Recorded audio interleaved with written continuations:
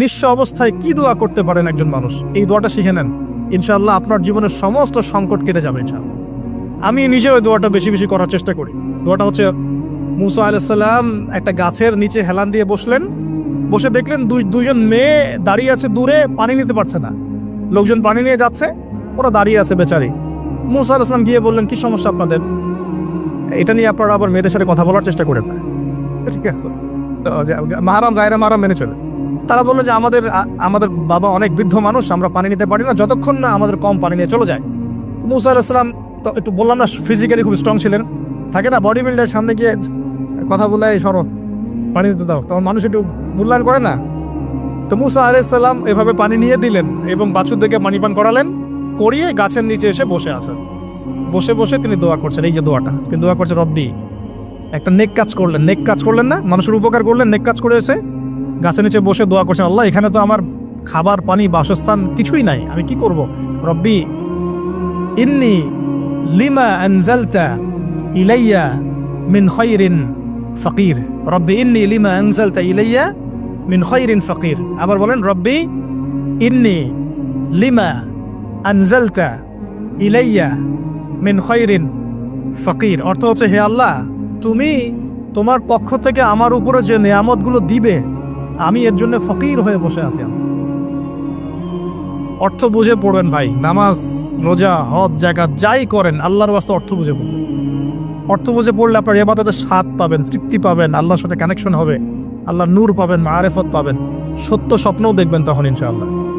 তখন শুয়ে শুয়ে সত্য স্বপ্ন দেখবেন ইনশাআল্লাহ। আল্লাহ পাক তৌফিক দান করবেন। এবার আল্লাহ পাকের সাহায্য নেমে আসলো, ওই দুই মেয়ের মধ্যে একজন হেঁটে হেঁটে চলে আসছে। এবার এই মেয়ের হাঁটা সম্পর্কেও কোরআন কথা বলেছে, সুবহানাল্লাহ। এই মেয়ে কিভাবে হেঁটে এসেছে এই হাঁটার বর্ণনাও কোরআন দিয়েছে। কোরআন বলেছে এই মেয়ে হেঁটে আসছে লাজুক পায়ে। কি পায়ে?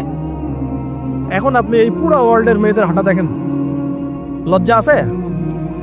তাহলে মেয়েদের সাথে লজ্জা একটা গভীর সম্পর্ক আছে। এই মেয়ে প্রশংসা আল্লাহ তো কোরআনে করলেন, লাজুক পায়ে লাজুক ভঙ্গিতে অবনত নয়নে সে হেঁটে আসলো। এখন আপনি কেলে যান, গো টু খেত, আপনাদের টুইন টাওয়ারে যান, দেখেন সবার হাঁটা চলা দেখেন। হায়া লজ্জার কোনো বালাই আছে এখানে? আমি গত লেকচারে বলেছিলাম যে আদম আলাইহিস সালাম এবং হাওয়া আলাইহিস সালাম, ইবলিস তাদের সাথে প্রথম যে আচরণ করেছে ওই ফল খাওয়ানোর পরে, সেটা কি? তাদের গা থেকে পোশাক খুলে পড়ে গেছে, মানে নগ্ন করে দিয়েছে আমাদের পিতামাতাকে, মহাবিশ্ব নগ্ন করে দিয়েছে কে? ইবলিস। তো এখন এই পৃথিবীতে আমরা যারা নগ্নতার চর্চা করছি তার কার এজেন্ট আমরা বুঝতে বাকি আছে? আমার কথা কি বুঝতে পারছেন কিনা? এই কানেকশন মেলানোর চেষ্টা করেন, ডটসগুলো মেলানোর চেষ্টা করেন। সামনে যাই প্রিয় ভাই, এই মেয়ে এসে বলছে আমার বাবা আপনাকে ডাকেন, আমার বাবা আপনাকে ডাকছেন। তিনি গেলেন, বাবা শুআয়ব আলাইহিস সালাম।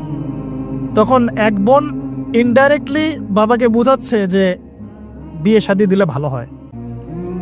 এক বোন বলছে যে আপনি তো তাকে পুরস্কৃত করতে চাচ্ছেন, তাহলে এরকম কবিউন আমিন একজন মানুষকে সবচেয়ে ভালোভাবে পুরস্কৃত করা যায় তার যথাযোগ্য প্রতিদান দেওয়ার মধ্য দিয়ে।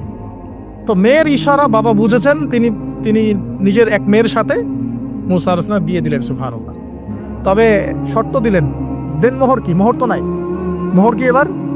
মোহর হচ্ছে 8 বছর তোমাকে আমার ফার্মে কাজ করতে হবে। এটা আগেকার একটা স্টাইল ছিল, সুন্নাহ।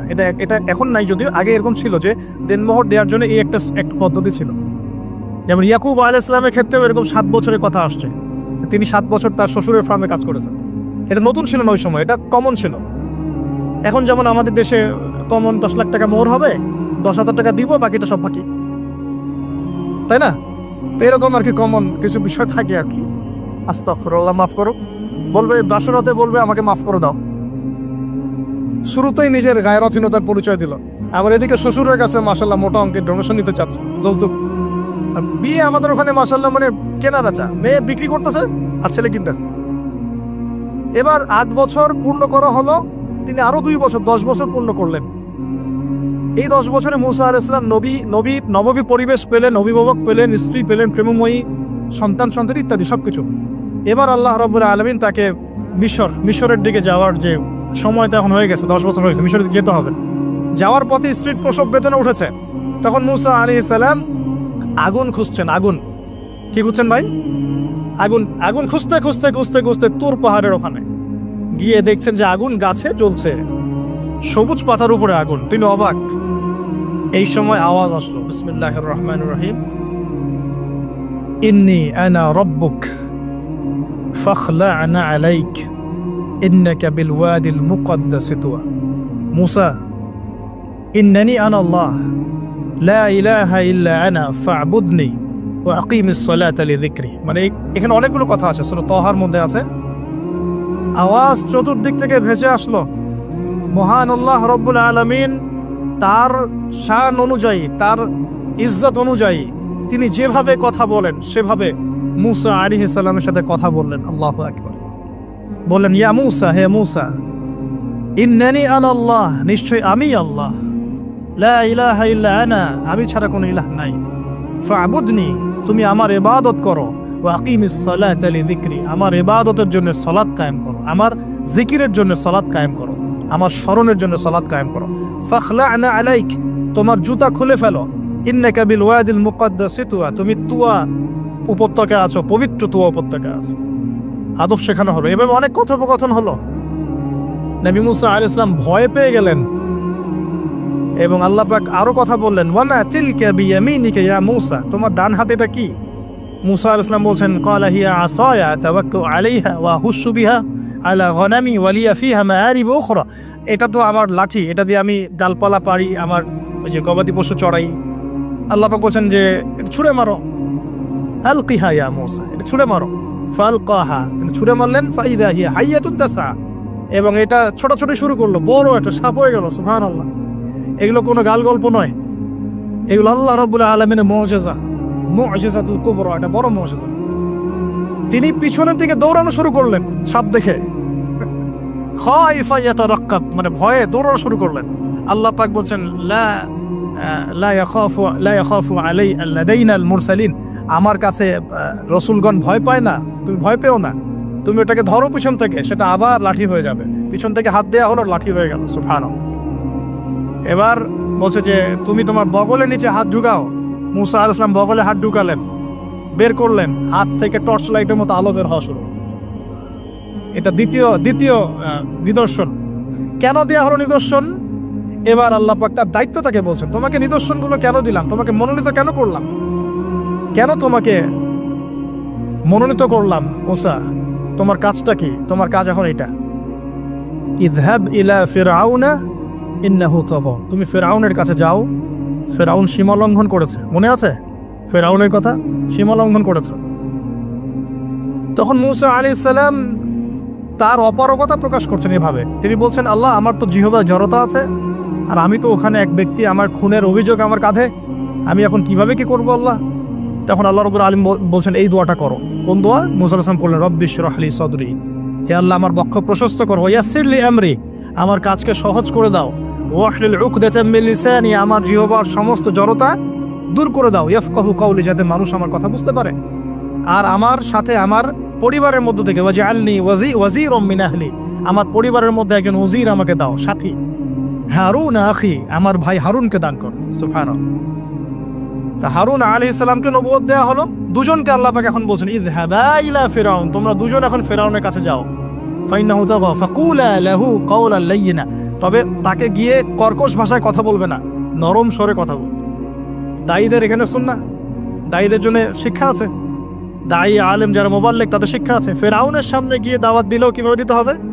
ফাকুলা লাহু কাওলান লাইয়িনা, নম্রভাবে কথা বলো। লাআল্লাহু, কেন নম্রতার সাথে? লাআল্লাহু ইয়াতাযাক্কারু আও ইয়াখশা, হয়তোবা নম্রতা প্রদর্শন করলে সে উপদেশ গ্রহণ করতে পারে, অথবা সে আল্লাহকে ভয় করতেও পারে। আল্লাহ পাক তো আগে থেকে জানেন সে ঈমান আনবে না, তারপরেও আমাদের আদব শিখাচ্ছেন আল্লাহ পাক এখানে। তারা দুজন চলে গেলেন, দাওয়াত দিলেন। ফিরআউন মশকরা করছে, ওয়ামা রব্বুকুমা ইয়া মুসা, তোমাদের দুজনের রব আবার কে? হ্যাঁ, মুসা আলাইহিস সালাম বুঝাচ্ছেন, রব্বি আল্লাযী, আমার রব সেই রব যিনি জীবিতকে মৃত করেন, মৃতকে জীবিত করেন, ইত্যাদি। মানে যার হুকুম ছাড়া একটা গাছের পাতাও নড়ে না, যিনি মাটি থেকে সব উৎপন্ন করেন, বৃষ্টি বর্ষণ করেন, সব বুঝালেন। ফিরআউনের বক্তব্য তখন এটাই ছিল, তোমাদের কাছে কি কোন নিদর্শন আছে, কোন আয়াত নিদর্শন আছে? হ্যাঁ, নিদর্শন আছে। কি? লাঠি ছুঁড়ে মারলেন, সাপ হয়ে গেল। এখন ফিরআউন বলছে, এটা তো জাদু, এটা কি? আমার জাদুকররা ওটা পারে, জাদুকরটাকে ডেকে না হলো, জাদুকররাও লাঠি ছুঁড়ে মারলো, সাপ হয়ে যাচ্ছে। কিন্তু এই বড় সাপ ওদের সব সাপকে খেয়ে ফেললো। তখন ফেরাউন কিন্তু ভয় পেয়ে গিয়েছিল।